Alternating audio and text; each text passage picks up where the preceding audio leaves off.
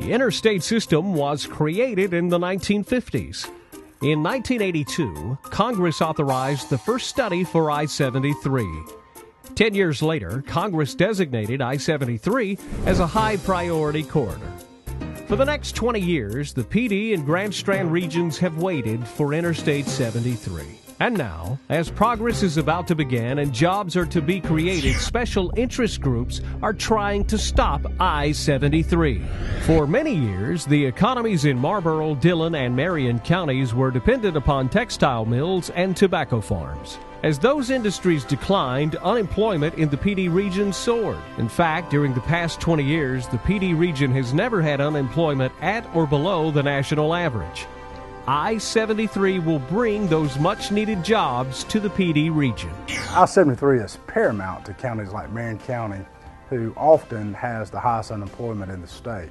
We view this project as having the biggest impact to put an end to our high unemployment. I-73 will bring in many jobs to Marlboro County because Marlboro County is third in the state on unemployment list, and I think I-73 will be a great advantage to Marlboro County. I-73 is very important to our region, the PD and Grand Strand regions. The Myrtle Beach area is the busiest tourist destination in America without interstate access. Many Myrtle Beach visitors drive on interstate highways like I-95 or I-26, but cannot connect to an interstate serving the Myrtle Beach area. I really didn't know that before we came down. Anyone stuck in traffic driving to Myrtle Beach quickly realizes the need for an interstate. The construction of I-73 to Myrtle Beach would create an economic boom to the PD and Myrtle Beach regions. Stretching from the Canadian-Michigan border through 6 states and connecting to Myrtle Beach, I-73 will enable this region to finally connect to the nation's highway system. And 5 of the 6 states have already started construction. I-73 will deliver a $1.9 billion economic impact. The tax base will grow by nearly $150 million per year. I-73 has garnered bipartisan support from our lawmakers. United States Senator Lindsey Graham said, I-73 is about jobs today and in the years to come. For the future prosperity of our state, we must take I-73 from the drawing board to reality. U.S. Representative James Clyburn added, the delegation is working together to build our important tourism industry and create economic development opportunities by making Myrtle Beach accessible via a major interstate. We will continue our efforts to make I-73 a reality. U.S. Congressman Tim Scott said, when thinking of the I-73 project, there are 3 things that come to mind. Jobs, jobs, jobs. It will provide construction jobs, support the integral tourist industry, and create the infrastructure for jobs for years to come. Furthermore, it will finally provide the much-needed route away from the coast in case of a major storm. I fully support I-73. And Governor Nikki Haley said, we are going to find a permanent solution to how we can quickly get I-73 up and running. According to a recent study, I-73 will attract new industries and higher wages to area communities, creating 7,000 jobs during construction and 29,000 jobs after construction. And a lot of these jobs will benefit some of our hardest hit areas, currently struggling with high unemployment. Because of the job situation in this region, we need to have I-73 built in our area. I-73 will also save lives. During a major hurricane, I-73 will provide a vital evacuation route to enable residents and visitors to evacuate from pending danger more quickly and efficiently. And I-73 will provide a quicker, safer, and more efficient route to get to Myrtle Beach and increase tourism in the area. We talked about I-73 with several drivers who were stuck in traffic getting in and out of Myrtle Beach. Leaving has been about 30 minutes in traffic here to get about probably 10 miles.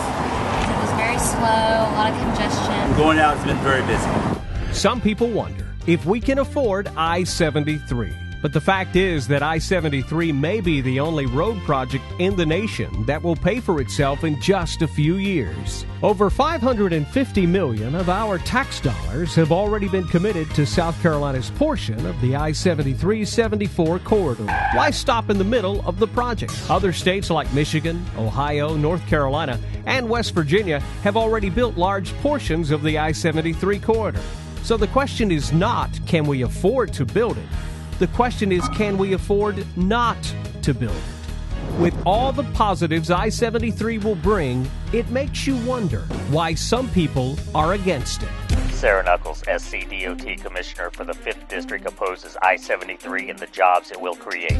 If this were not so serious, I would think it was a huge April Fool's joke on the state of South Carolina. Why would she oppose this important project when she has been appointed to represent Marlboro County, one of the counties that most needs jobs and infrastructure?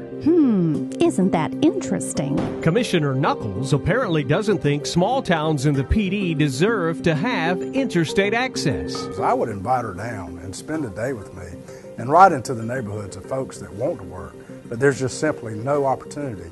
I-73 will absolutely provide those opportunities.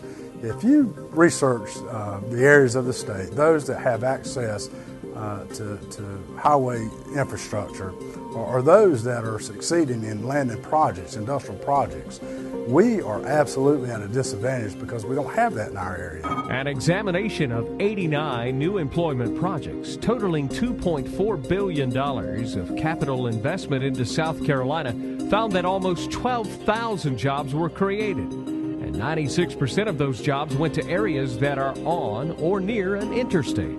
Ms. Knuckles lives in Rock Hill, South Carolina. Her listed address is just a short drive to Interstate 77. Well, now, isn't that interesting? Commissioner Knuckles doesn't believe an interstate will save time when driving to Myrtle Beach. The first thing I would say is, why do we need an interstate to the beach? And it's not like people are not going to go to the beach if there's no interstate. Would this traffic make you reconsider coming to Myrtle Beach? Yes. Would this traffic make you reconsider coming to Myrtle Beach? Yes. Well, now, isn't that interesting? Who supports I-73? Economists, business leaders, community activists, local elected officials, state legislators, governors, congressmen, students, public safety officials, and 94% of residents in the PD. So how does Commissioner Knuckles justify her opposition to I-73 and the jobs it will create? The book of Ecclesiastes says, to everything there is a season, and the seasons have changed in South Carolina.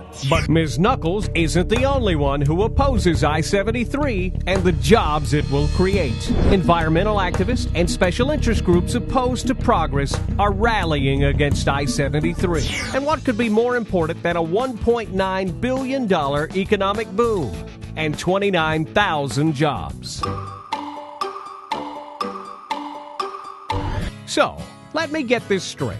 I-73 will grow tourism by up to 10%. I-73 will create 7,000 construction jobs. After construction, I-73 will create 22,000 permanent jobs. I-73 will bring new industries and higher paying jobs.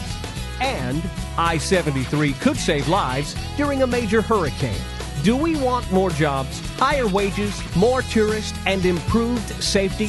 No, no, no, no! Perhaps these obstructionists are against modern travel and would like to return us to the horse and carriage days. The benefits of I-73 are overwhelming. We can't afford to lose this once-in-a-lifetime opportunity. I really think we must go forward, and this is something that I feel that is good for our area. Having access to highway infrastructure such as I-73 completely changes the game in economic development. I think I-73 should be a priority because in Marlboro County it would bring jobs, economic development, and future growth. Don't let a few extremists stand in the way of progress that will benefit all. Call your local legislators, congressmen, and senators and tell them to get I-73 started today. We need it, and we must have it.